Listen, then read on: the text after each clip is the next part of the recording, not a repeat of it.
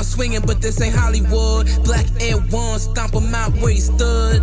You was doing good, why roll the dice? Or gamble with your life, now you being led through the afterlife. It all goes down, and it's where you're not prepared. What's going on? What's going on? Kings of the Ring, episode 1919. Right here, powered by Digital Bricks Network, filming at the Mean Street Studio. Thank you very much. My name is Khalil, a.k.a. Khalil Orton. You? Okay. Your boy Willie Joe, a.k.a. Dolph Wiggler, a.k.a. The Undermaker, a.k.a. Willie Gunn, a.k.a. The Heartbreak Grown Man. That's what's up. And also we got... Coogee. I'm going with the degenerate Coogee today. All right. Okay. That's what's up. I want to thank Angel and TC for being on production today. Appreciate it as always. Thank you to Grace Chamel and Nonstai Louie for the theme song. And how you been this week? I've been good. I'll be thinking about it every time you ask that because you be like, how I'm doing this weekend, it'd only be Tuesday. Yeah. But this weekend was cool. Okay. That's really what you mean. Yeah. So the weekend definitely was dope. What I do this weekend? A homegirl win, had a show. My boy Kai Cash performed. Okay. Went to that. Watched a lot of wrestling. Mad we couldn't go to TNA live. Yeah. But it was overall. You DJ'd this weekend too, no? Oh yeah, I DJ'd. That's off session. Shout out to Gift from God. Hell yeah. It was a dope vibe. All right, cool. What about you? How was your weekend? I got a baby on the way, so whenever I'm not here or at work, I'm making sure wifey's straight. Feel you. That's kind of been it. I'm not gonna hold you. What about you? What you on?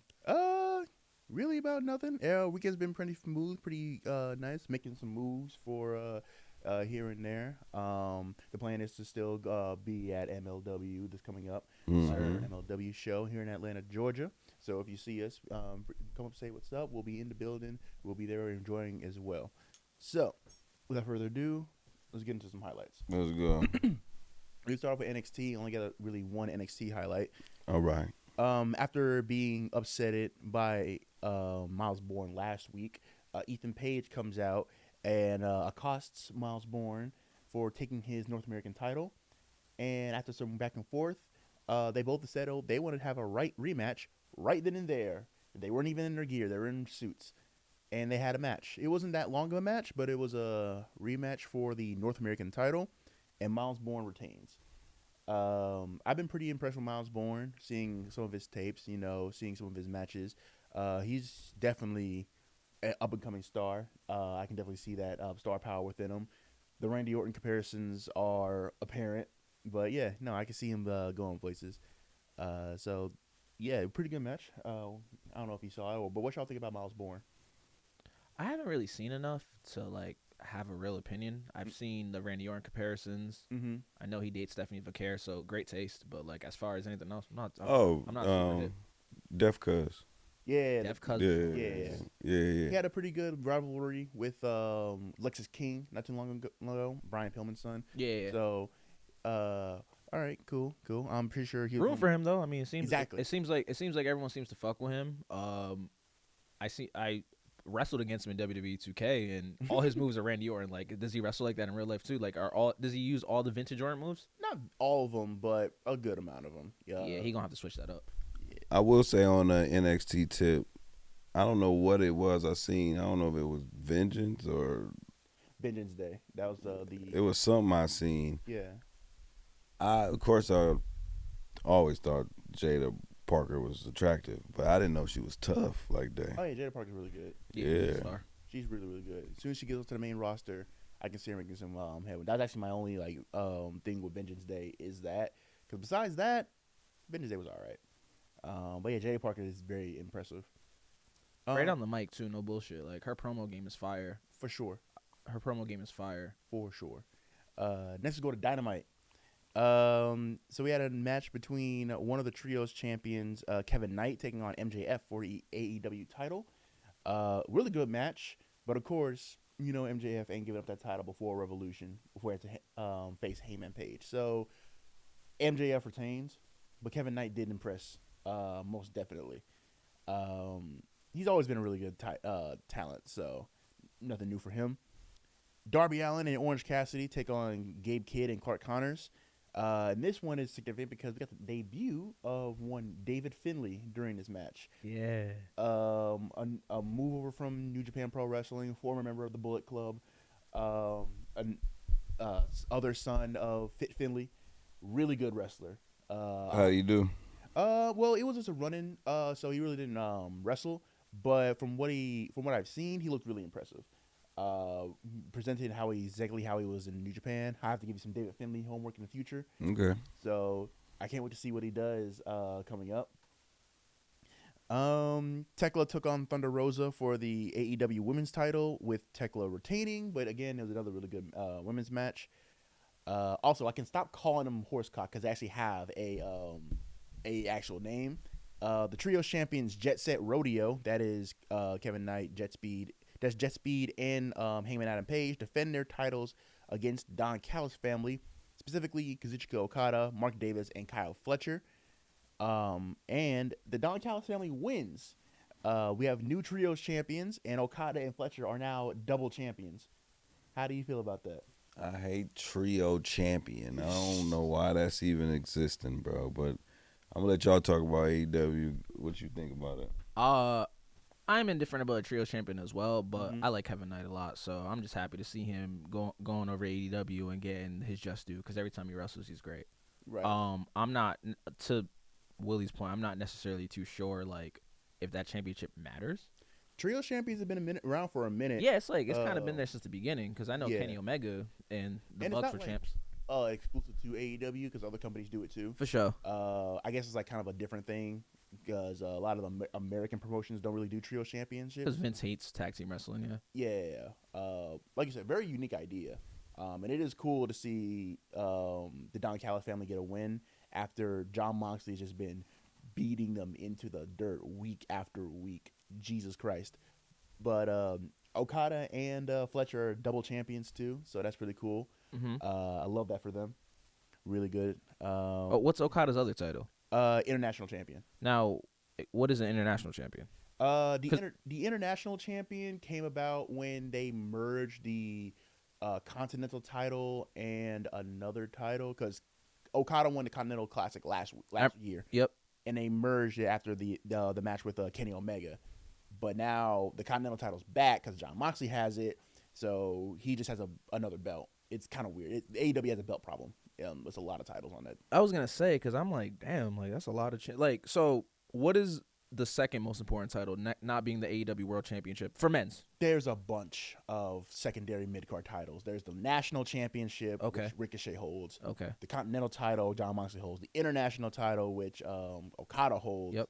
And those are like three like mid-card titles in AEW for the men. You don't think that's too much? It is too much. Yeah, they have a belt problem. They have way too many titles. Now, my question, right? Because I know they have the show on Friday, or is it Friday or Saturday? Wednesday. No. Wednesday's their main show, but they have a week. Saturday. Saturday. Does that show have its own titles? They share titles. Huh. Yeah. okay. There's no brand split. They kind of go back and forth. Gotcha. Yeah, that's my. Also, I forgot there's a fourth one, the TNT title. That's my only confusion. I don't really know what title mean what. And I granted WWE has hella fucking titles too, but I'm like, damn, there's so many champions you just named to me, and all those guys sound like main event guys to me. They're really good titles. They're really good talents, of course. I don't know why the fascination of a whole bunch of mid card titles, or whether one's like an up and coming title, or one's like a developmental title or something, or like an undercard title. They haven't really given that sort of credence or importance to those titles, because obviously the world title is the world title, right? But then like they try to I think they're having a thing where the Continental title or the International title is on level with the world title or not, and then the TNT and the International and the Continental and the other title are like the same. I'm not sure. Willie Joe's right. It's too many titles for sure. But on the same tip, it's really cool seeing other people who aren't going to be world champions get their time in the sun, like Ricochet and Okada and Kyle Fletcher and Tommaso Ciampa, who just lost his TNT title last week. But still, I don't know how they're gonna do this because they've always had like this too many titles problem. And I feel like every time every time I get used to a title gets merged. There's a new one, so that's why I'm asking. Yeah, it's weird. Hell yeah, no, I just like knowing. It's weird. But yeah, that's Dynamite. Okay. Let's move on to SmackDown. Carmelo Hayes in another open challenge. Oh Lord. Defends his U.S. title against AAA's own Hijo del Dr. Wagner Jr. And the crowd went mid. They don't watch AAA. No, I know. I felt bad for him because he's nice. He is nice. He's really good, but the crowd doesn't watch AAA. There's not a lot of cross. That's not Tiger Legger. Nah, my nigga. Thunder Liger? Yeah, he's looking like a wannabe Thunder Liger, bro. Nigga, overweight too. Yeah, he's good though. Nah, they're all nice. He's really nice. Did really well, and of course, Carmelo Hayes does retain. Mm-hmm. It is cool. He's getting all these retentions though. He's a fighting champion in a way. He's defending his title every single week.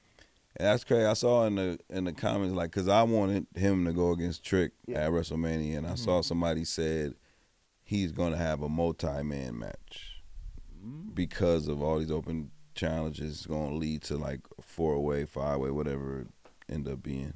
That's not a bad idea. I wouldn't mind that. Yeah. It gets a lot of people on the card as well, since they don't have the Andre the Giant Battle Royal anymore. Mm-hmm. Give people something to do.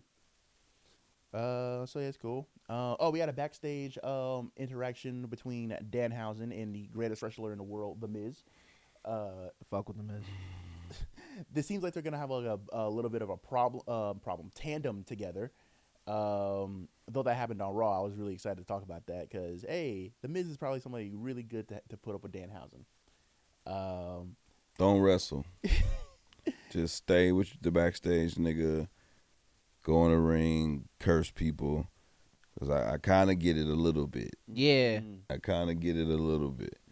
Now I gotta apologize. I'm not gonna lie to you. The debut was trash. You feel me? But he knocked both segments out the. It's been 3 segments now. He did Raw, SmackDown, and I'm not gonna hold you. Danhausen, you know what I'm saying? Camera's not on me, but Danhausen, I apologize. I didn't know, bro. You're funny. You know, you do the thing. I don't want to see the bell ring. Keep him in the segments. The bell's gonna ring eventually. Nah, it doesn't have to though. It's gonna ring eventually. For what? The comedy wrestlers gotta still wrestle. So like, it's gonna happen eventually. I mean, you know what? But he's not gonna shit the bed or anything. Put him in the ring with like Mr. Iguana and shit. Like have him go with those guys. Yeah, that's a good WrestleMania match. You feel me? For the kids. Or him and the Miz. The Miz. Yeah. Yeah, you know what? Whatever, as long as it's nothing serious. But I like the backstage segments, and apparently he's like number 1 and number 2 at selling shirts right now in all of WWE. So it's just like, hey, I get it. My bad. Look, I called this from the beginning. No, you. I know you saying. Like I was saying. I just want to know. I just wanted to be on record that I believed in this man from the beginning. You did. I listen. You know what I'm saying? Even what do they say about the clocks? We got Flair and Bliss taking on Kiana James and Julia. The winner gets a title shot against Nia Jackson, Lash Legend. They worded it in the future and not at WrestleMania, which is weird. But Flair and Bliss win, and they get to challenge Jackson Legend in the future. I thought you would be kind of like about that because I thought you would be going for the opponents for this one, James and Julia. No, because my WrestleMania prediction was Alexa Bliss and Charlotte against Jackson Legend. Yeah. So I just wanted my prediction to be right, but I don't want them in no tag team. Get Julia out of here. What the fuck? He had to hit his parlay. Yeah, exactly. I need James by herself, man. Shit. It was a pretty all right match though. Next we got tag team turmoil. The winners are the number 1 contenders for the tag titles held by the MFT. Get it off them, please. That's what they're trying to do. Fuck. The participants are Fraxium, Angel Umberto, Wyatt Six, and Damian Priest and R-Truth. This is a mid-tournament? Motor City Machine Corps? Nope. They were on SmackDown. What the hell? No Motor City. Exactly. No Motor City Machine Guns. Please when we edit that, like, please have it just like that. No Motor City Machine Guns and no Street Profits either. We know that ain't coming. People on the Twitter be like, I found out weird. Why aren't the Street Profits here? I have my theory. I think Bianca's pregnant, and I think you know what I'm saying. I think they're just letting Montez and do the thing. He's been on some NXT shows. Gotcha. Reason I think that she's pregnant too is because he gained some weight too. Dad weight. And it's you know what I'm saying. Yeah, I feel you. But I don't know what the fuck going on with the tag team division, bro. It is worth reminding people. I'm pretty sure this is the case that Angel Garza and Humberto Carrillo, or Angel Humberto, are currently the AAA tag team champions. But this match was won by Damian Priest, Willie Joe's favorite wrestler, and R-Truth, and they will face the MFT for the tag titles in the future. That's SmackDown, right? Yeah. SmackDown, bro. When we first started this show, I remember like the first early segments, we were having conversations that SmackDown's tag team division was cooking. And now, months later, the best they can do is Damian Priest and R-Truth, bald-headed ass. Well, think about this, though. SmackDown's tag team, when we first started, their division was like, it was cooking. But then Johnny Gargano got depressed because Tommaso Ciampa left. Elton Prince got injured, so Pretty Deadly had to disband. We had a whole bunch of injuries with, Street Profits were like gone for a minute too. It just kind of like trickled out or petered out little by little. There was like a little storyline between Fraxium and Johnny Gargano as well. It's weird. But Bro. this is the best. Yes, we had to put together a tag team with R-Truth and Damian Priest. It's like what's happening with the Vision over on tag team shit. They just keep shuffling. I don't know how the hell they shuffled to Damian Priest and R-Truth, but I guess, Damian Priest needed something to do for Mania. Yeah. Miz is busy, I guess.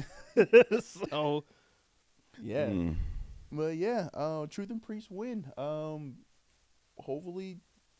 They're going to put the titles on them, bro. They're going to put the titles on them. I mean, at the end of the day, at least it's two veteran names that people know. And it's, until you figure out who could take it off them. I'm at least like. Nah, I'd rather MFT hold the title. If we just keeping tag team titles on, like I mean, granted, I love Damian Priest. I fuck with R-Truth. I don't want to see them as a tag team. I rather it be on MFT because at least they're a tag team for real. It could be on the YS6. It could be worse. It's just to me, it's the same thing. I ain't mad at that. I think that's the same exact thing. Wait, Chloe. Yeah. Because I have a question. What do you feel about like this R-Truth thing? Because he went from super serious to damn near like I don't like it. Like a quote unquote main eventer. Now he's just like I don't like it. What happened? They did all that. First of all, do you think he's being punished for speaking out? No, I don't think he's being punished for speaking out. First of all, he's tenured. He's been there for like 20 plus years. For sure. Well, his second run is about to be 20 years. In like 2 years right now. But I don't know. I think like it's a case of like just bad booking. Like he was supposed to be like this ultra serious character, especially after his childhood hero betrayed him. And, he did the whole symbolic cutting the hair on the table thing. I think there was supposed to be something to go with that. But for some reason, they got cold feet and just put him back to being comedic. I wish I could speculate and see like, he just wanted to go back to being comedic, or they felt he was better in a comedic role, or they were afraid that, because he's serious now, we'll have to push him, and we don't want to like put a 50-year-old, no offense to R-Truth, of course, put a 50-plus-year-old over on younger talent. But they're kind of doing that now with the whole tag team thing. I don't know. I just don't know. I wish I had like a definitive answer for this, but nah, I was just wondering because it's just like we can only spectate for real, but like I just feel like it went from like this dude had a super hot angle, he was over as fuck, one of Cena's like one of the last niggas Cena won against, and now he's tag team with Damian Priest. Which I fuck with Priest. I just wait. How do we get here? Oh, I thought you was talking about Damian Priest. You talking about R-Truth? Bro, R-Truth went from like he went from semi-serious to back to this. I just want to know what the fuck happened. Nothing supposed to happen. He trashed. What the hell y'all talking about? Nah, I'm picking up what you're putting down, but it's just like 24-hour champ at best. I just thought they were gonna do something because this was it was a big deal for 2 weeks, and niggas was crying about R-Truth getting fired or whatever the fuck happened. And now it's just like, okay, he's back to this comedic role, and no one seems to give a shit. I'm just wondering. Yeah, I think they care. I think it was more about don't fire the black man like type of narrative more than it was like really caring about our truth. Like he's some type of asset. Well, moving on next, we have for the WWE Championship, Drew McIntyre takes on a challenging Cody Rhodes. I was ready to be mad about this, especially with the result. I was ready to come on here and rant and rave and blah, blah, blah, blah, and all that shit, but I thought about it. The results of this match make sense from a kayfabe point of view. First, let me tell you what happens. Then we got a Jacob Fatu interference during the match as well, so planting seeds for him and Drew. And I say Drew because Cody Rhodes beat Drew McIntyre and is now a 3-time world champion. Mm-hmm. Go on to WrestleMania and defend his world title against Randy Orton. Dream match coming true. Dream match coming true for sure. Now, the condition was that, like, if You gonna rant and rave at that? No, like, at the result, because I was like, why is Drew's title reign ending so soon? You and this title reign ending shit, like, bruh. He's only been champion for, like, 52 days. Like, And? He does not, I feel as though he could have, like, at least carried it to Mania, but then I thought about it. Okay. Mm-hmm. In a kayfabe point of view, this makes sense, because the condition was if Cody can't win the Rumble or the Chamber, he can't challenge Drew for the title. Absolutely. And Drew got involved and made sure he couldn't win either of them, and they're both his fault. So because of that, it's like, all right, you kind of like got in his way and made sure he couldn't challenge for this again. So, yeah, no, I'm taking back that rule. He's being punished for that, and I get that. So I guess in that instance, I can agree that it makes sense. Mm-hmm. Cody and Randy is the bigger match than Drew and Randy. And better. Yeah, and better. Yeah. They're both faces going into this, so I can maybe my Cody heel turn prediction can actually come true. Mm-hmm. I don't really see them turning Randy heel, maybe possibly, but I'd be more entertained if Cody turned heel at Mania. But hey, but yeah, no, we got a new champion. QB1's champion again. Hey, it was only right, man. It's only for the setup for my boy to get his, was it 15th? Yeah, 15. Yeah. For him to get the 1-5. That's, we go from there. And not for nothing, they have been hinting at the Orton Cody match forever. I feel like you can, if you do the long-term storytelling that Triple H loves. There's so many clips of just Randy acting like he was about to turn, and the way he won the Elimination Chamber was beautiful. So I feel like for the plot, it makes sense. To your point, I do wish that Drew McIntyre got a little bit more because I feel like he's been really holding shit down. I feel like at a time where there's not too many guys who can hold a world title, Drew's one of the believable guys. Mm-hmm. So it sucks that he had to lose before Mania, but he is about to record that movie and yada yada yada. So the optics, and unfortunately, he's not Roman Reigns. You can't hold a title and do a movie, my nigga. You're not that guy. Like only a few niggas can hold the title and do other shit. Like you can't. Sorry. Well, that was SmackDown. How's SmackDown for y'all? Cooking. A little bit, not a lot. A little bit. I like bro winning. Well, I'm tripping. That shit wasn't cooking. I'm tripping. The match was cool because I like that Cody won. That tag team division need to be studied, how that just crumbled, how they dropped the ball on that. Mm-hmm. I felt like it was something on SmackDown. Nah, it was cool. It was average, 7 out of 10. Okay, cool. All right, let's move on to Raw. What the fuck happened on Raw?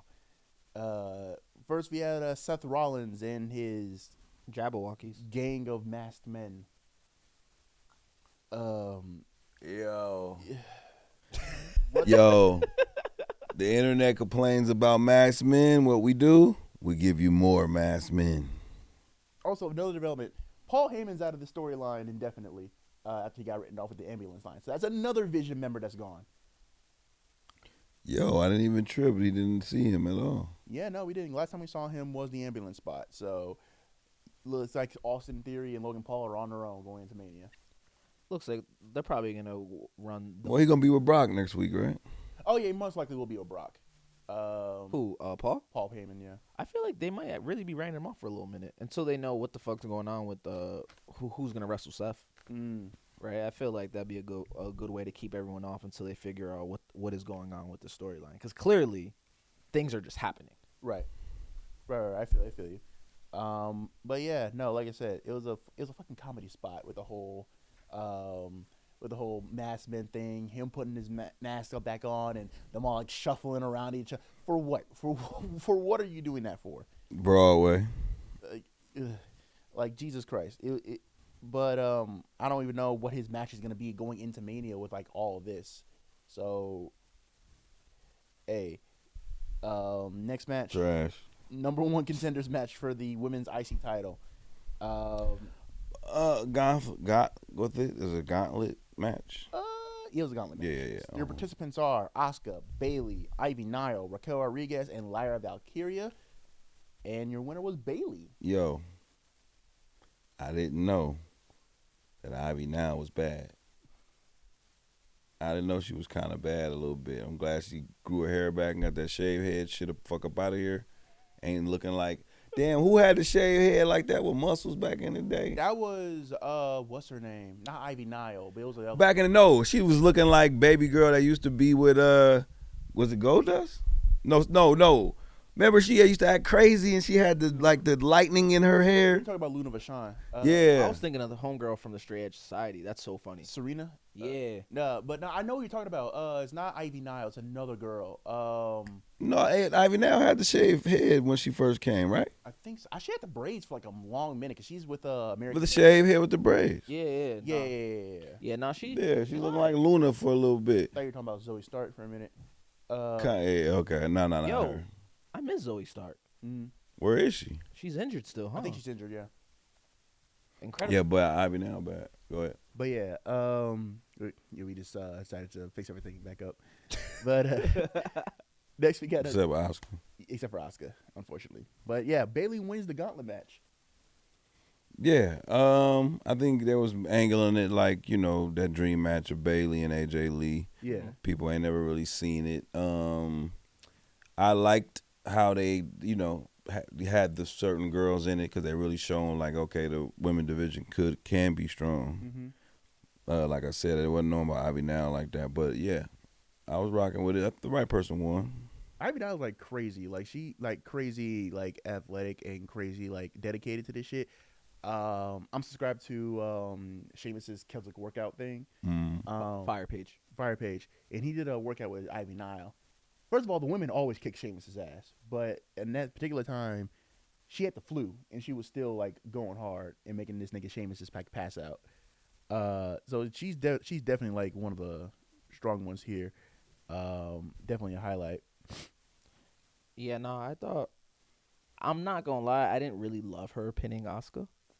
That's my like one gripe. So I don't like seeing Asuka lose. Me neither. But the right person won. I think Bayley deserves a WrestleMania match. She got robbed of the world title match last year. Is that what that was? Last year she was supposed to wrestle. No, that match. That match is WrestleMania or next week type shit. It just says number 1 contender for. They weren't specific, but I'm pretty sure it's WrestleMania. There's no way that is unless they have bigger plans for AJ Lee. Like they had a tag team match like the week before Mania, so I ain't putting nothing past this company. That's true. Well, I'm assuming it's WrestleMania because I think AJ Lee and Bayley that's a WrestleMania match. Like I feel like just by the names itself. True, but I feel like she's not done with Becky yet. Probably by Mania. Yeah, Becky's the reason Bayley doesn't get a WrestleMania match again. We have to start having conversations. Yeah. We got a Judgment Day segment. This was good. Let's go. After his loss to Penta last week, Dom as well as JD McDonough are out in the ring accosting Finn Balor. Words were had, and then it's just like it was back in NXT. Finn hit Dom with a Pele kick, a really good looking Pele kick. He's getting ready to do more damage, and then JD McDonough clotheslines Finn Balor. Because he knows better. Why, if I'm gonna rock with somebody and somebody gonna be a leader, let him be a superstar who future's bright. Cause me running behind Finn ain't getting me nowhere, man. I need to rock with Dirty Dom. After 4 or 5 years, Finn Balor's out of the Judgment Day. See ya. Jesus Christ, Finn. Perfect call. Yeah. Yeah, perfect Get him call. gone. Now get him up there so we can get a world title win, please. No, fuck no. He need to go against Dominic at WrestleMania, but be the Demon though. Come out as the Demon. Come out as the Demon. I saw something funny on Twitter. Like, since Dom technically lost because of Danhausen, what if the Demon and Danhausen go on a tag team run? Damn. I just want you to know that's bad enough to work. I saw it and agreed that could happen, so I had to tell y'all niggas. Because when it goes that route, don't be shocked. Look, I don't want that. Nah, I don't either. I don't want that. I'm fucking with you. It is no disrespect to Danhausen either. That's your man's too. But he is. But his in-ring skill is not the reason why I like him. I'll say that. Not to say he's bad, but wait, this question though, because you said Demon Finn comes back. Demon Finn has to win because Demon Finn hasn't been winning as much. last time he saw him was against Roman Reigns, and he lost. You feel me? No, we had the purple demon. I forgot about that one. But he's like, I feel like the demon, because he lost the Edge too. Yeah. So my question is, if Demon Finn Balor comes back at Mania, he has to beat the Judgment Day, right? Yeah. But my question is, right, because Dom is clearly like the star, like he's going to be the next star. He's going to be a WrestleMania main eventer one day. Yeah. Where do we go with Dom after this? After Judgment Day, because I refuse to believe like after WrestleMania like these niggas are interacting again. Oh, so it's Finn winning. What is your prediction? It's Roman Reigns, Dominic Mysterio time. Why are you thinking Roman Reigns gonna win at WrestleMania? Because he is. Because he's not. The fuck? That man is not winning at WrestleMania. That man's barely there. OTC is winning, bro. There. He's not beating who? Punk? He's not beating Punk. He's beating Phil. I don't think he's beating Pepsi Phil. He's beating Phil. Not Pepsi Bro, Phil. we gave him the main event last year. He got a world title. His girl's the champion. Mm-hmm. Like, what else do you want? You're getting another Mania main event. Like, yo, it's time for Cody. It's time for Phil. It's time for every nigga not named Roman to step aside and let the God come back, bro. We let these other niggas run with the ball. Mania tickets aren't selling. Roman is back, bro. He's walking out with that title. Did you just forget that Roman was champion for like 4 years? And Mania never had problems selling out. I don't know. Look, I'm not saying that he should never get another title ever again. That's ridiculous. But compounded with he just like the world, his 4 years is like not that far ago, and he's barely there. He's not even there week to week. I don't think he should win at Mania. I don't want another champion that's like not gonna show up a lot. Well, we got one that's there every week, and he's mid. We got two that's there every week, and they both. I mean, Drew's cool. He ain't great, but he's cool. But CM Punk is cool though. He's not as worse as Jey Uso as a champion. Nah, I fuck with CM Punk. But he cool. I just think, you know what I'm saying? Like, yo, when's the last time Roman had a world title? When he lost it at 40. And we going into what? 42. Bro, it's been 2 years, my nigga. It's time, bro. Like what we doing? Like he knows it's finna happen. Bro, yo, we let everyone else get the world title reigns in. Bloodline back. Everyone else. We only had one nigga get the title. Yo, Drew got a title. CM got a title. Seth could have had a title, but he kept getting injured. You mean titles in general or titles after Roman lost? Bro, listen, we tried a bunch of other niggas. It's Roman's time again, bro. I'm sorry, these niggas don't move the needle. I watch the product. You watch the product. Niggas go crazy. They act like Michael Jackson when Roman comes up. This is sacrilege. Don't move the needle. First of all, it's the world title. So obviously CM Punk's moving the needle ever since he won the title again. Yo, listen. Like Seth Rollins was moving it when he had the title. He was still Gunther was moving the needle when he had the title. These niggas was always number two. Whoa. Gunther was moving the needle. Gunther was moving when he had the Intercontinental title. Yeah. Not the fucking world title, bro. You wilding the fuck out. Both times he wasn't moving the needle because he's a 2-time champion. I fuck with Gunther. That's my nigga. That's one of the best wrestlers. He moved the needle when he was a champ? I say all that to say, absolutely not. Bro, this Gunther into Jey Uso into, is it Phil now? Who had it? It was Gunther to Jey Uso, back to Gunther, back to CM Punk. My nigga. Get all that shit out of here. CM Punk to Seth Rollins, back to CM Punk. Yo, and none of those reigns, none of them even touched the worst year of Roman in his 4 year run. Like, bro, it's time. That's a fact, you can't really okay. And I fuck with everyone involved, but if I'm gonna be fair, right? If I'm gonna be fair, it can't really discount Seth Rollins because he got injured during his reign. Yo, listen, if you're always getting injured, bro, like unfortunately, I know it's a part of the sport, but you know who doesn't get injured as champion? Roman. Anthony Davis is crazy. You feel he is Anthony Davis. He loves the game when he's there. It's great, but unfortunately, my nigga, when it's time for you to show up, you get injured. Roman does not. It's Like, I don't know what to tell niggas. It's one number one, bro. I just need look. If he, my tone about Roman Reigns will be slightly changed if he showed up every week. Like I agree. I think he should be a little more full time. I really need like my world champion to be there. I hated it when Brock Lesnar wasn't there every week. True. I hated it when Roman would, even when he was champion, he wasn't there every week. And I know he was holding that title for 4 years, but I don't like my world champion not being on TV. No, I can agree with that. I definitely think if he's gonna change that and then start being on TV, fine, whatever. Yeah, they might got something worked out. Right, fine. Nah, that could be the reason he doesn't win, though. Like, Punk got his 7th world title. He's doing that right now, so cool, whatever. I can live. Even though I'm still team of Roman Reigns shouldn't have won the Royal Rumble in the first place, but what's done is done. You know, I can't go back and put that toothpaste inside the tube again. So still in that one. That's a good one. We had a little thing backstage with the New Day. The New Day I put this on the list to bring up. Only because I know you will. Yo, bro. Only because I know Joe would absolutely love hearing this sentence. I don't know what's going on with Grayson Waller, but apparently they're campaigning for Javon Evans to join the New Day. I fuck with it. How do you feel about New Day Javon Evans? Well, they already got him, and named Kofi Kingston. So why would you want a younger version of him? All respect to Kofi Kingston. He can't move like he once did. You know, he stopped doing the Royal Rumble spots because he kept messing them up. So, he's older. He's in his late 40s. He can't move like he did. He's still good. He's still throwing out SOSs and Trouble in Paradise is like it's no problem. No, he's still a good wrestler. He still can go. But I feel as though if what I'm thinking is gonna happen next year, like I think is gonna happen at the Royal Rumble, they're gonna start giving him those Javon Evans those almost eliminated from the Rumble spot. Not for sure. I think it's gonna be a feud with New Day. Since Bro is hurt, it's pretty much gonna cause a situation so Javon match can be with Kofi. And I ain't mad at that. That's the kind of thing that needs to happen. I have a theory too. I think because Javon has such a infectious personality and he's wild positive. The heel thing isn't working with the New Day, in my opinion.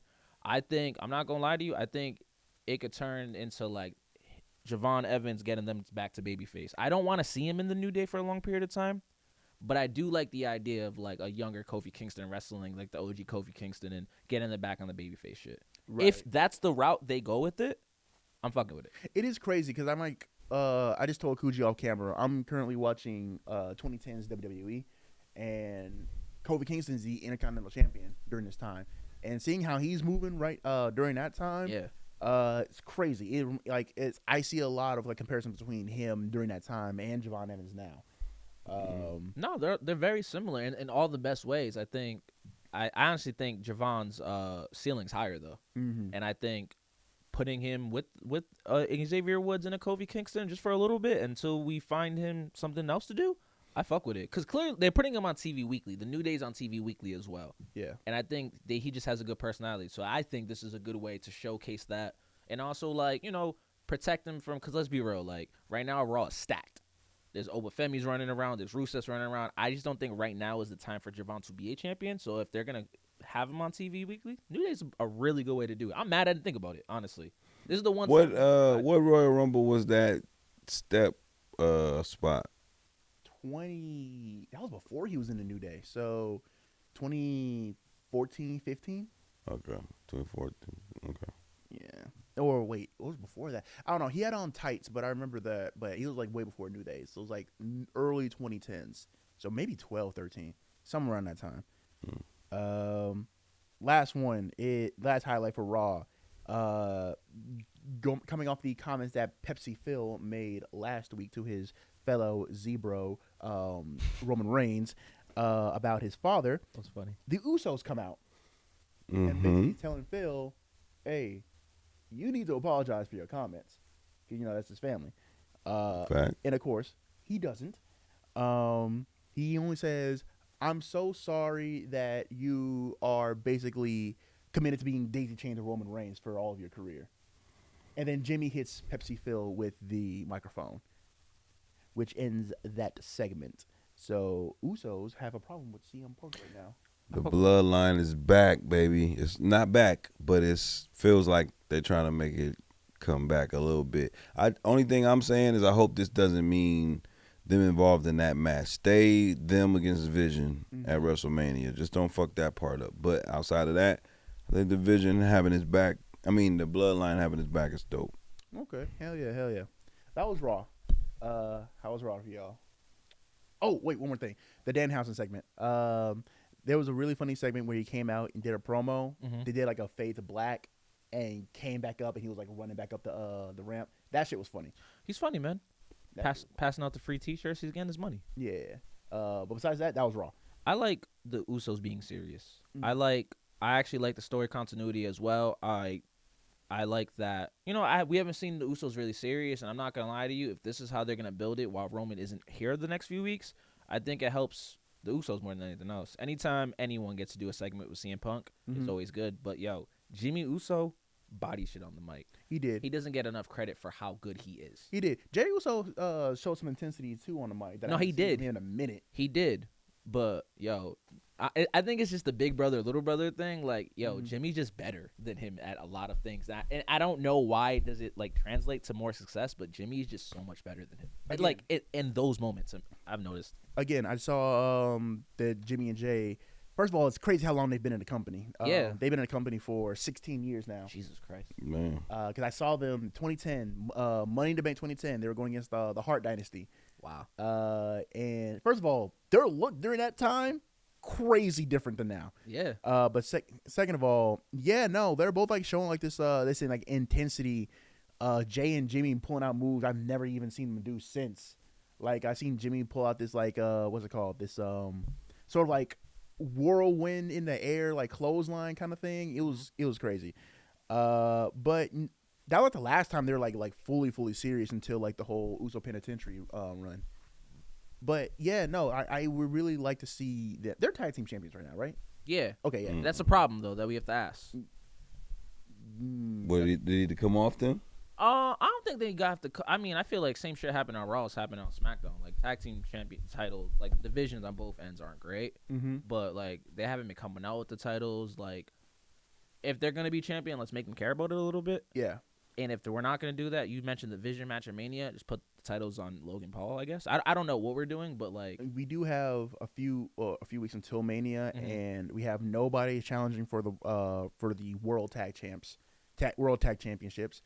And there's a few other championships that's not being, debated on yet, but we're still ways away, so that could change.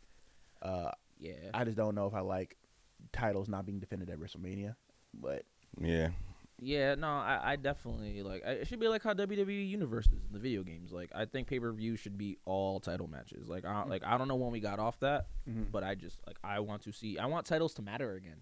WWE has this problem too, the same problem as AEW. There's too many titles and none of them are really significant right now. Less titles than AEW, of course, but it's just like who's the Intercontinental Champion? Who gives a fuck? Like that's a problem. Like right now? Penta. I already forgot he won that title. That's a problem. He won it last week. But I'm already off it. You feel me? Like besides the world titles right now, it's just like I don't really care about championships right now, and it's just because they're not defended all often. And I do hope Penta changes that. But like, you know what I'm saying? Like every championship right now is just like, meh. Gotcha. What about you? How do you feel about Raw? The CM Punk segment made it cool. And the Finn Judgment Day made it cool too.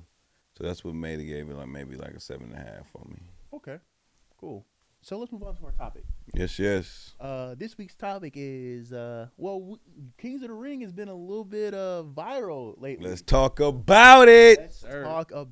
Our Swerve Strickland interview has escaped or breached containment, as I like to call it, and it found its way to the wider wrestling public, the IWC, multiple publications.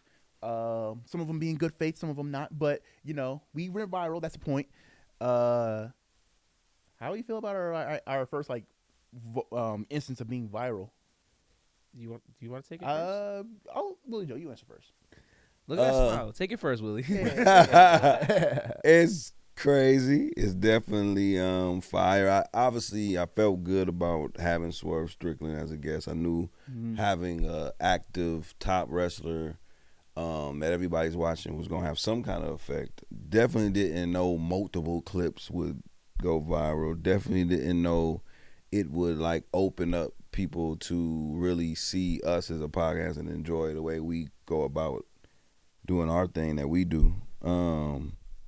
Like just stuff like I watch WrestleLamia, like is that what it's called? Yeah. Lamia, whatever it's called. Yeah. Like I watched that. I watched certain stuff that was actually reporting on our podcast, so it just made it it's crazy. surreal, crazy. How you felt, Cool? About the same, honestly. I think it's like wild, like being on even on my own Twitter and seeing like Wrestle Purist or like O'Shea like tweet us from my page and be like, oh shit, O'Shea, they're yes. referencing Kings of the Ring and like you know, I've only been around for like 5-6 weeks, so just see how quick it's going and just see how receptive it is. Of course, it's the wrestling community. So some niggas is trashing people, some niggas is like this is fire, but it's just like it gets people talking. Right. We can say we're wrestling media.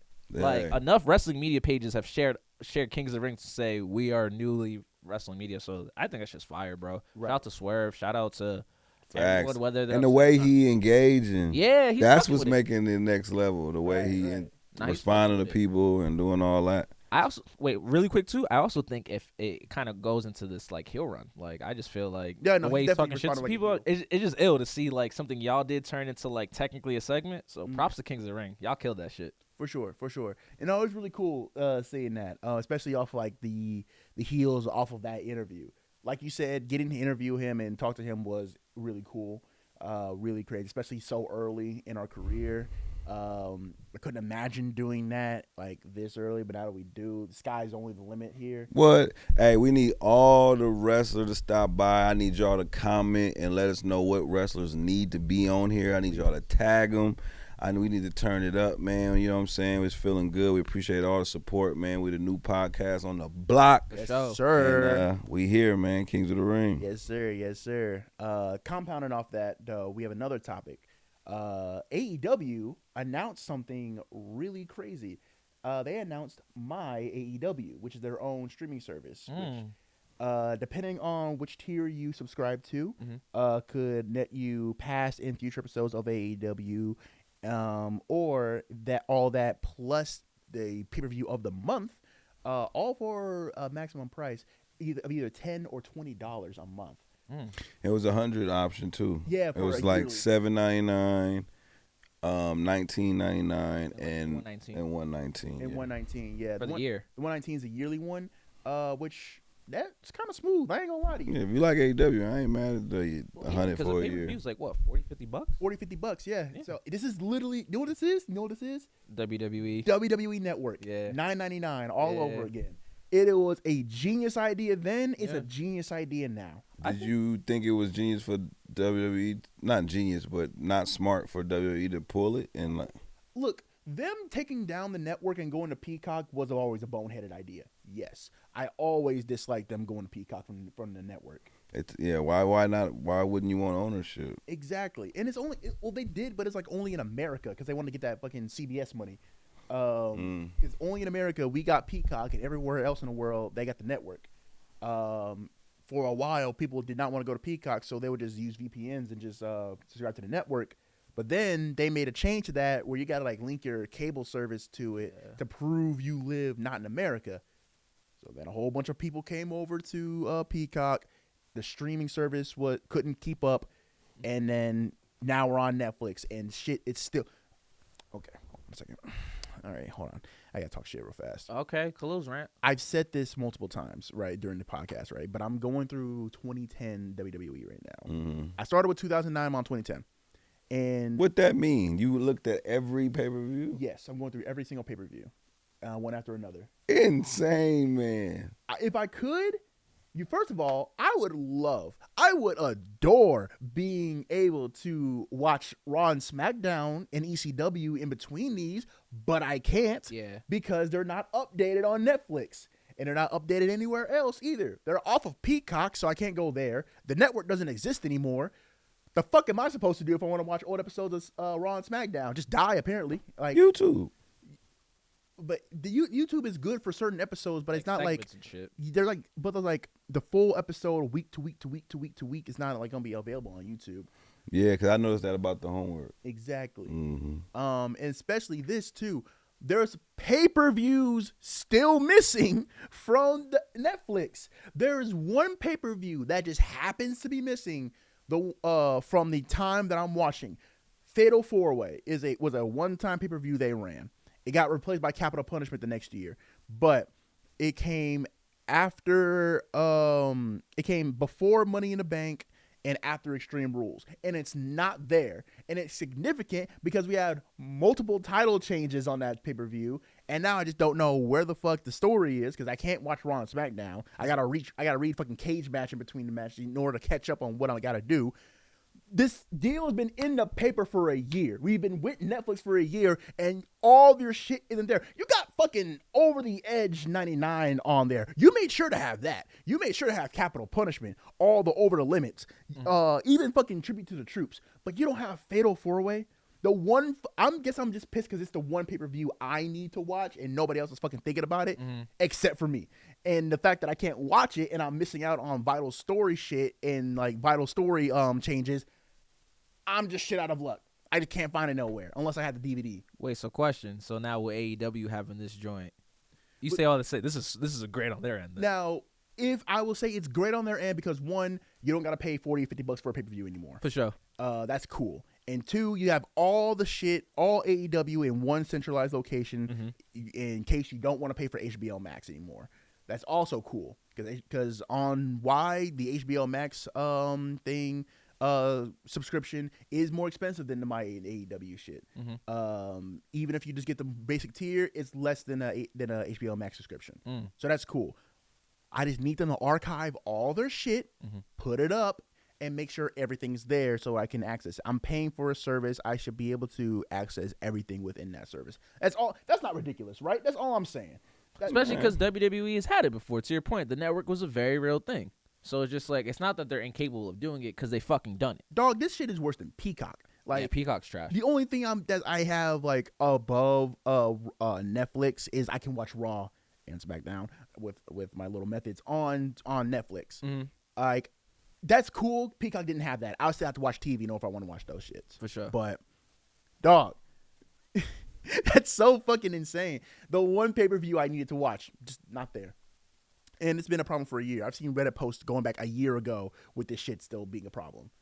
So does this help AEW's cause that they cooking more than WWE? In this instance, yes, because they have all their library and past shits very, very accessible and for a cheaper price than anything WWE has to offer right now. A Netflix subscription is like more than It's just like $20 a month. It's like, yeah, it's the same shit as the and of course you get WWE, of course, and all of Netflix as well. Sure. I get that, but pay-per-views as well, PLEs.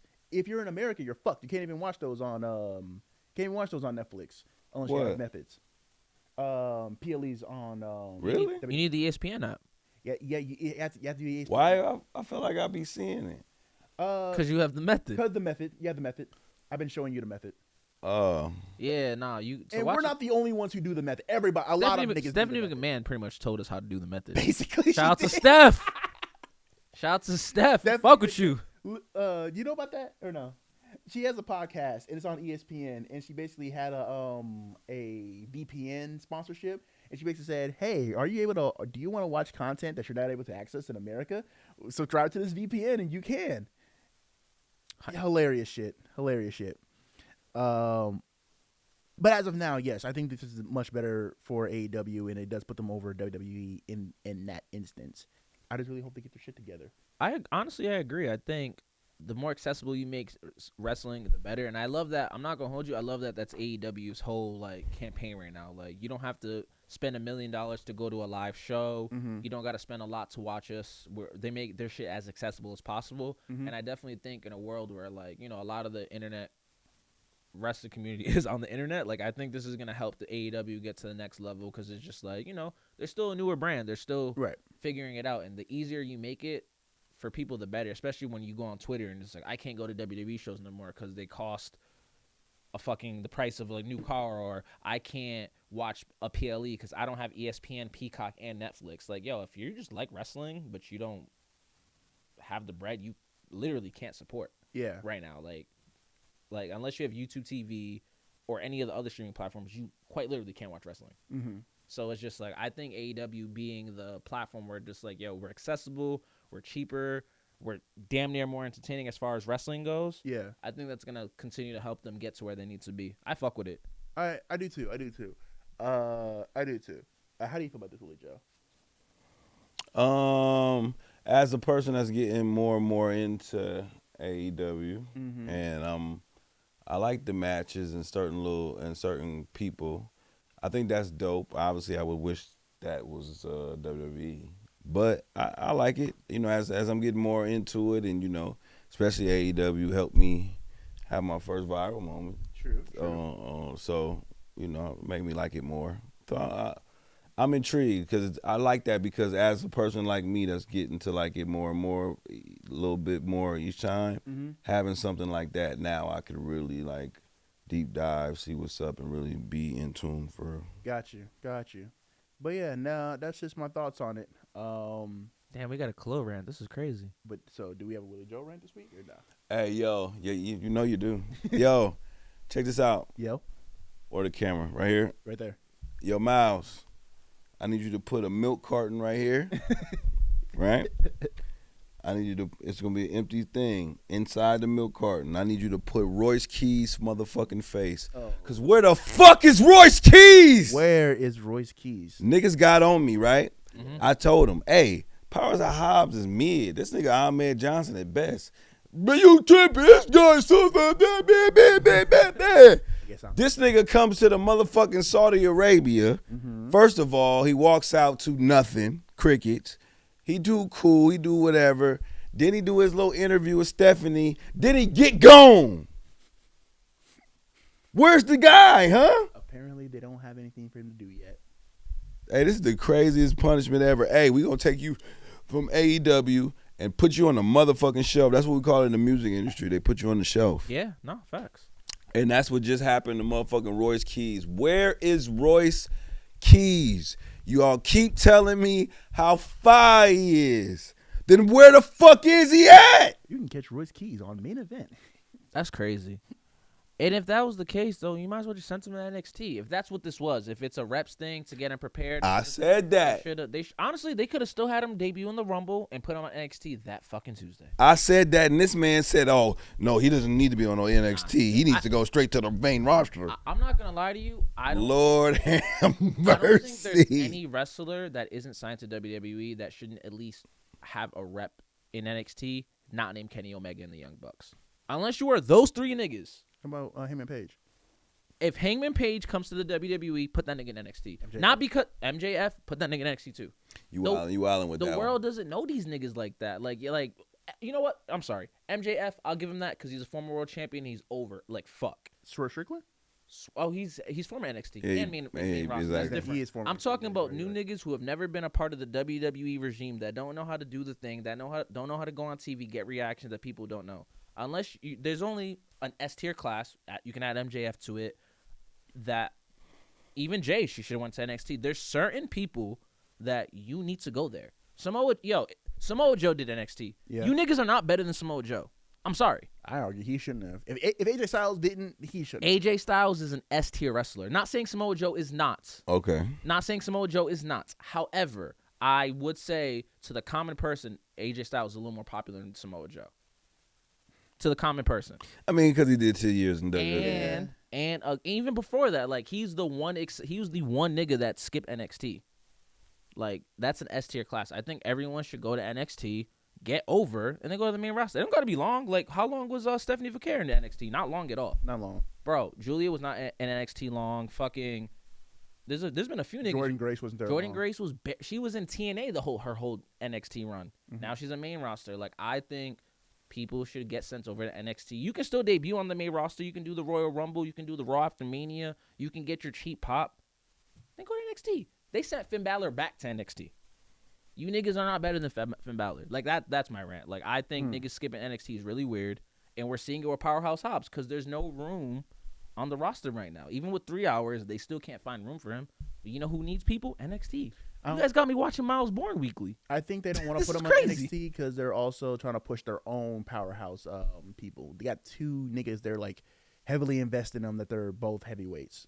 Uriah Connors and no, not Uriah Connors. Keanu Carver and Shiloh Hill. I hear that, but they also got Obafemi on Raw and SmackDown, and they got a bunch of Nigga Obafemi been wrestling in jeans and a t-shirt for the past few weeks, bro. That's that Rusev match was fire, by the way. It was fire. That was fire. It was fire. Was that not a highlight? Rusev and Obo was fire. It was fire. I don't think it was Not a highlight? Damn, that's crazy. But nah, I think niggas should go on NXT. I think to piggyback off what Willie Joe was saying about Royce Keys, like, if you have nothing for people, send them to NXT, especially because it's a real TV show that has its own PLEs and everything. True. You agree with that, Joe? Yeah, that's a good point. I didn't think about that at first, but that's a good point. Like, NXT, what is made for that? It's like, hey, send people straight here. Let's figure out what we're going to do with them, because the interaction with the Performance Center fans every week, it give us a gauge of what to do with you on the main roster.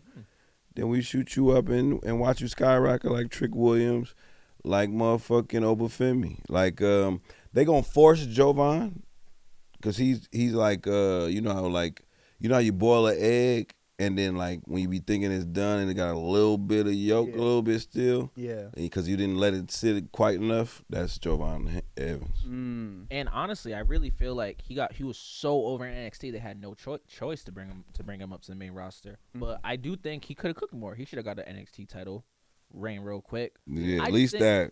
I just think NXT is like, I feel like people still look at it as like a downgrade, where it's just like, nah, like, that lineage is crazy. Like, you were following. They look at it as a downgrade because WWE looks at it as a downgrade. I agree, even though it's not. There are niggas that were on NXT at the same time as main roster niggas that could Dog. wrestle circles around the main roster. Dog, Kevin Owens beat John Cena as NXT champion. Like, I don't look at it as a downgrade. It's just like you have to get good at this. Like, when you get drafted in MLB, you got to play in all those bullshit ass things before you get to the main roster. Like, I think WWE got it with that. And now that they got the WWE ID shit, like, I don't even look at NXT as like, you're whack if you're there. Like, nah, bro. Like, they got like a whole bunch of, like, they had the ID shit. They got Evolve. You feel me? They got LFG. You feel me? Like, it's a really and they run the indie shit still. Like, a lot of these indie niggas is coming over to WWE. It's just like, I think NXT should really be their third. Like, it is their third brand, but it should be like their third brand. Like ECW was. Yeah, NXT to me is what ECW was when they came back. Their third show that, like, CM Punk was on that bitch, Kofi Kingston was on that bitch, a young Sheamus was on that bitch, like Bobby Lashley, who wasn't world championship material at the second, was world title in ECW. To me, that's what NXT is. Interesting. But yeah, shit. The whole Royce Keys not being on TV thing is bothersome, most definitely. I guess at this point we're not gonna see him until maybe the Raw after Mania. That's so weird though. Like, that's so weird. Why bring him if you're not gonna use him? Yeah, right. Like, you know why? Yeah, we know why, but yeah, why? Wait, I have one question about the Royce Keys thing. Have you all watched the Stephanie McMahon podcast? I've seen 2 episodes. But the Royce Keys episode. Oh no, I don't really like how they're just like I've only seen clips, but they're just like, yeah, you know, you used to get shot at and blah blah blah blah blah. It's just like, I don't know much about Royce Keys, but I'm like, this doesn't seem the shit I need to know. Maybe that's just the too woke in me, but like, I don't like how, like, it feels very much like what they do when basketball players get drafted. Like, his dad was a drug dealer and blah blah blah blah. It's just like, you have no plans for us, but you're telling us how hard his life was. Like, shit weird as fuck. They've always have done that. Oh, I'm knowing. They did that shit with Booker T. I'm knowing. They did that shit with MVP. I'm knowing. They're doing that shit with him too. It's just weird. It's just like this. He's not on TV, but he's on a podcast with Stephanie McMahon. And like, what are y'all talking about? He's wrestled 1 match. Right. I don't know. But yeah, Royce Keys, come out of hiding, please, and get on our TV. So, homework. I assigned you the Golden Lovers versus the Young Bucks. How do you feel about it? Fire match. Definitely a fire match. And what I noticed is that kind of wrestling is like all spots the whole time. And like, they're not telling story through their wrestling like what I am accustomed to. and what makes me really love a match and really like enjoy a wrestling match. They just spot after spot after spot after spot after spot after spot after spot after spot after spot after spot after spot after spot after spot. And that's cool. I can understand that. It's different. A lot of people do like call indies quote unquote spot fests. And I can understand if that's not really your thing. Like if you're not really wanting like, oh, spot, then spot, then spot, then spot. I am impressed by moves and spots that were happening for sure, but I think if like some kind of, and like, of course it don't have to, everything don't have to be fucking mega powers, Hulk Hogan, Elizabeth type of shit, but it's just, you know, like I said, it's two different storytellings to me.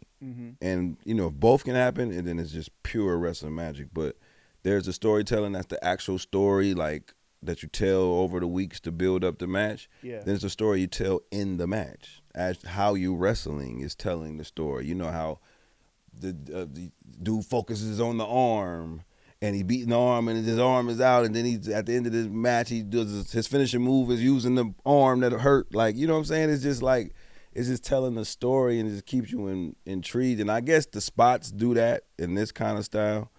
But yeah, I just would like a little more storytelling in the wrestling. But it was a fire match though. Oh, you want some storytelling? Well, I got some storytelling for you. You know what I thought the homework could be though? What? What did Smoke Dizza say? He said homework in the show. He said Mike Awesome and somebody. Oh, Mike Awesome and Masato Tanaka. Yeah. Okay. Yeah, I forgot about that. I can sign that as homework for you this week. Yeah. All right. I'll say what I got for next week then. So your next homework will be ECW. Mike Awesome versus Masato Tanaka. Shout out to Smoke Dizza. Shout out to Smoke Dizza. Smoke Dizza. What's about your Khalil match of the week? Oh, my match of the week. I didn't assign that, did I? I'm gonna Khalil's match of the week. I'm gonna give it to Kevin Knight versus MJF. Hell yeah. Really good showcasing for both people. MJF's always really good. Kevin Knight showing that he can hang with Superstar. Okay. Really impressive. So Kevin Knight, MJF, match of the week. Congratulations. Yo, shout out to Kevin Knight too. We gotta get him on the show. Exactly. That's the homie. We do. Nah, that'll be fire. But time for the Royal List. The Royal List. I'm excited for this. Definitely. Let's go. Top 5 Intercontinental Champions of all time. Ooh. It's a shame there could only be 5 because there's so many good ones. Willie Joe, I'll have you go first. So many is crazy. Okay. 1 second. All right, boom. Top IC champs. Number 5 for me. And it's because he played a big part of my childhood. He was, you know, the gimmick was kind of corny, but it was still at the same time a great heel champion to me. Mm-hmm. Honky Tonk Man. Number 5 is Honky Tonk Man for me because when it comes to Intercontinental Champions, as far as my earliest remembrance of somebody having a title, he's in that class of the top, you know, the 3 people I remember back when I was a kid that had the title, and that really was wearing it in a certain way that would make me remember that he was an Intercontinental Champion. Like, the feuds he was having, like I said, the gimmick was kind of, you know, whatever, because it was Elvis and shit like that, impersonator shit, but yeah, he's very talented because he was able to make something corny and whack, just like John Cena, kind of brilliant in a way. Like, he made that a very fire heel. Okay. Is correct me if I'm wrong. Is he not one of the longest reigning? Second longest. Right. Next to Gunther, right? Mm-hmm. Oh, amazing pick, Willie Joe. Yeah. Yeah, and he only lost his title because he was an asshole about his fucking contract negotiations. Then because he ended up getting squashed by the Ultimate Warrior. Wow. But yeah, my number 5 is 2010 Drew McIntyre. All right. His title now during this reign, Drew McIntyre is an entirely different beast. Than This one-man band? No, just before that. Okay. Chosen one. They're the chosen one. He was Vince McMahon's personal chosen superstar. Yeah. And what he would do during this reign is he would basically bully the shit out of Teddy Long week to week, and during this and his feud with Matt Hardy, who kept getting in his way. Teddy, you got to reverse the decision, Teddy. He would lose the championship, and by a fucking technicality, he would have the decision reversed. Kofi Kingston won the title after Drew got suspended / fired in kayfabe for beating up Matt Hardy. He came back, and Vince was like, no, pal, he is still the champion.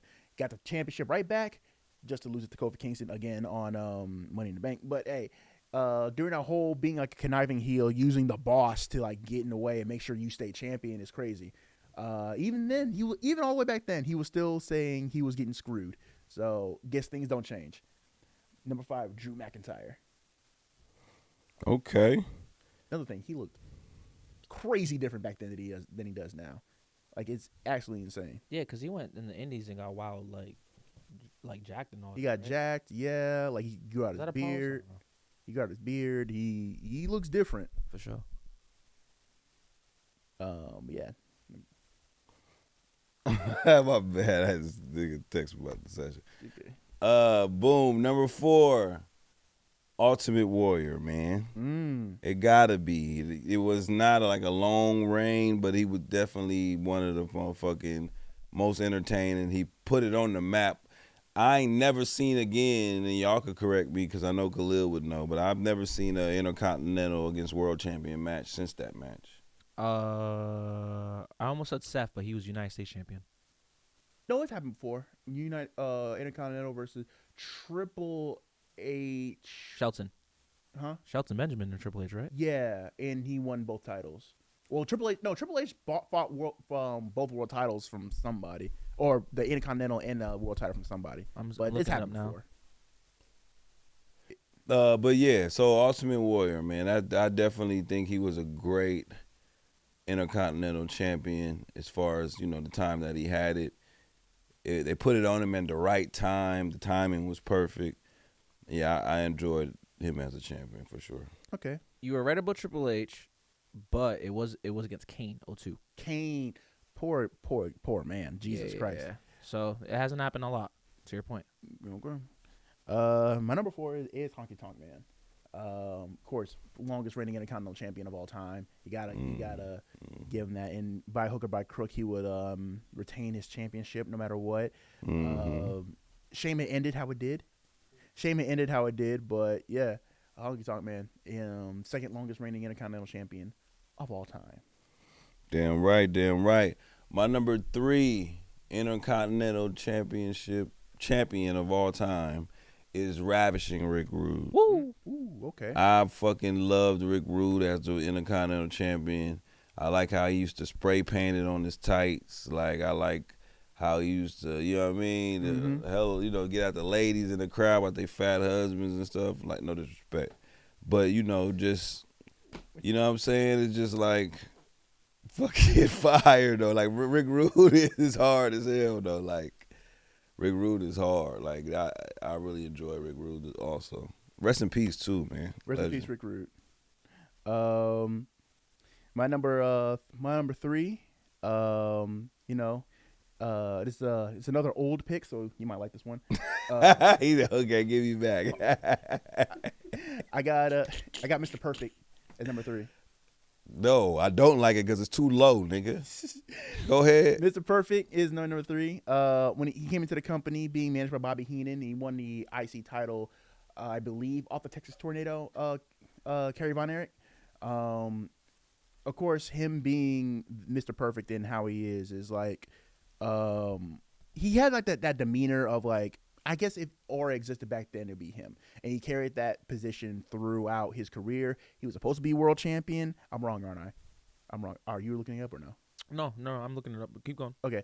He was supposed to be world champion. Didn't happen. But during his 2 reigns as Intercontinental champion, thoroughly entertaining, amazing feuds, especially with the likes of Shawn Michaels as well. Yeah.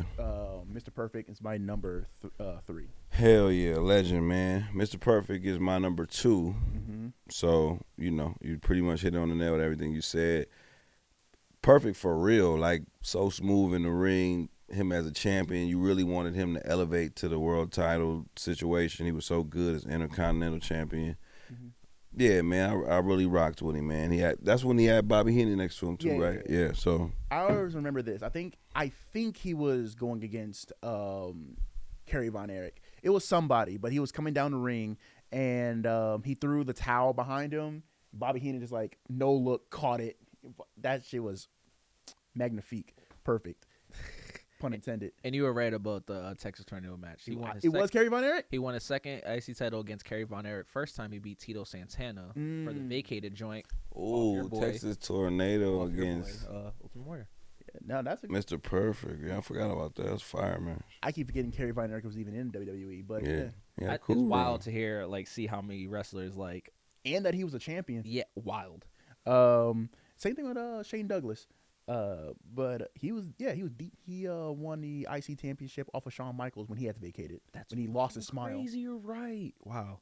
My number 2 is the Ring General, Gunther. Yeah. Gunther had a really good IC title reign. He was very strong and dominant, even calling it the Intercontinental Heavyweight Championship. Really, really amazing stuff. All up until when he lost it to who did he lose it to? Sami Zayn. We lost it to Sami Zayn. He was so dominant, so beloved as IC Championship. People hated the face Sami Zayn when he won it. Yeah. Which is insane. But the mystique of Gunther being there, in his very unique moveset and his very unique presence. Him being IC champion was definitely deserved, definitely earned, definitely a good representation of what a champion should be, even if it is a mid-card title. And I thoroughly enjoyed it. Longest reigning champion at 666 days, Gunther. Okay. Too low. Okay, cool. Gunther, number 2. Honorable mentions. Oh, first honorable mention, he didn't have a chance to really cook, but him with the title, period, or screams aura. Mm-hmm. Dominic Mysterio. Okay, yeah. For sure, got to put him in honorable mention. I just enjoyed him as an Intercontinental Champion. I guess you could definitely argue he didn't defend it that much and all that type of stuff. Not in this reign. His first reign, he defended a lot more. Yeah, but I just like him as champion. Or not first reign. This reign. He only had one reign with him. Razor Ramon. It was a Okay. good honorable mention. I like when he had the title, Mm-hmm. especially when he won it on the ladder match, Oh, and yeah. he had his run after that. I definitely was rocking with that. It was somebody else I was thinking about. The Miz was alright. And that's sad that that's your number 1 the way face you just made. He's not my number 1. Oh, okay. He's in my honorable mentions too. Miz is alright, cool. You know, I don't like to do that much, but he cool. And my number 1, I am the heartbreak grown man, and he is the heartbreak kid. Shawn Michaels. Shawn Michaels is the number 1 IC champ of all time. The reason I say that is because there's been a lot of great IC champions, but I don't think no one had that belt and it screamed, "This is you're just a step away from the next." We putting this on you. Mm-hmm. So you could do what you got to do, and then because you're on your way to the next step. Like soon as the Intercontinental belt got on him, he gave you a preview of what it's finna look like with me running this company. And yeah, he's my number 1 for sure. Okay. My honorable mentions, The Miz as well. It's crazy that he's on the honorable mentions, even though he's tied for most reigns with the belt. Mm-hmm. With my number 1 pick. And good shit. yeah. Rey Mysterio, multiple time Intercontinental Champion. Goat. I really like his title reign. I feel as though he's better in the mid-card title scene than how they try to portray him in the world title scene. For some reason, they just don't like Rey Mysterio being world champion. Dominic Mysterio is another good one. I like this reign. Definitely. He won at WrestleMania last year. And was it last year? Yeah, he won at WrestleMania last year. Just lost to Penta. But still really good champion when he did fight and when he did defend it. Dolph Ziggler is another really good one. I really like the presentation he had with the belt when he went after it a little bit. There's another one. Shawn Michaels is another honorable mention of mine. Okay. really, really, really entertaining stuff. But my number one best Intercontinental Champion of all time is Chris Jericho. Talk to him. Chris Jericho. 9-time Intercontinental Champion. He is tied with The Miz for the most amount of reigns with the title. Each reign he's gotten throughout all eras of his career were very entertaining. His feud with the likes of Jeff Hardy, his feuds with the likes of Shawn Michaels over the belt, of course Benoit as well over this title. He has multiple great feuds over the IC title throughout many instances of his career. I really don't think it gets any better than Chris Jericho. But the contrarian in me wants Miz to get one more IC title reign just so he can have the most title reigns in history. He can beat Chris Jericho, have his name on that list. We cool. Who's your number one person? Number one, Intercontinental Champion. I might go Jeff Hardy. Like when I think of the IC title, I think of him specifically. I remember Which reign? When his comeback reign. Okay. When I think he was feuding with Edge, and then for the world he came back, challenged for the world title, obviously didn't win it, and then he would go on to win the IC title a little later. When I think of the IC title, I think of niggas like Jeff. I think of the Jerichos, but I've always loved Jeff Hardy as Intercontinental Champion. He won it from Johnny Nitro, I think. Yeah. Pretty sure he unified it once too. He's had a lot of really great reigns with it. His first reign he was in 2001. He won it from Triple H on episode of Smackdown. Crazy. Yeah, I would say without even thinking too hard, I'd say Jeff Hardy. Gotcha. Alrighty, and you got anything else? Wait, who's your least favorite IC champion of all time? My least favorite? Yeah, I know this is off topic, but on topic, off topic, but yeah, who's someone you're just like, wow. Shane Douglas, when he was Dean Douglas, is one because he only had it for like a few hours before he lost it again. John Cena's IC Championship reign was nothing. It was just a stat to give him the Grand Slam title. That's actually a very good pick. Randy Orton was a pretty good one.